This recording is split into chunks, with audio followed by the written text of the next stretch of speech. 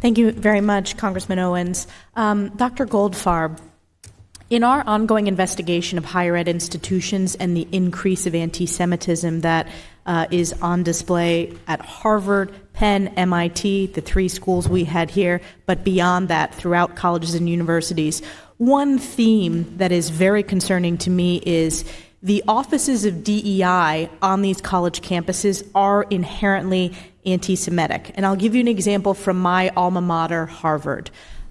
Even prior to the October 7th Hamas attacks against Israel and the failure of Harvard's leadership to protect Jewish students on campus, hundreds of Jewish students reached out to Harvard's Office of DEI, raising concerns about the rise of anti-Semitism, and they did not even receive a single response from the Office of DEI. So can you comment? I know that you've watched, as a former dean of Penn's med school, you watch what's happening on that campus, but can you talk to me about how these offices of DEI fuel this increase in anti-Semitism?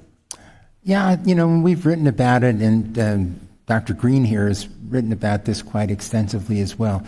I think the point is that once you start dealing with this identity politics, once you start thinking about people as members of groups, he's pointed out how Jews suddenly become the oppressor simply because of their prominence in these academic institutions.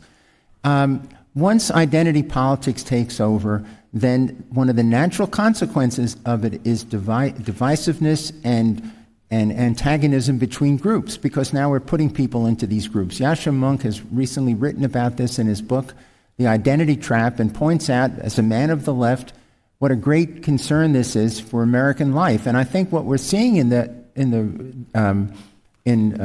anti-Semitism that's really sprung up terribly in the last few months has been the natural outcome of thinking about people as members of a group rather than thinking about people as individuals.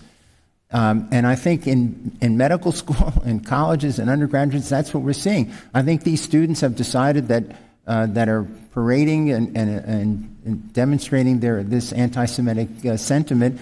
They see the Jewish students as members of a group, not as individuals, not as their friends, not as their co-students, but as members of a group. And once you go down that path, this is the consequence of it. This is why it's so divisive in America.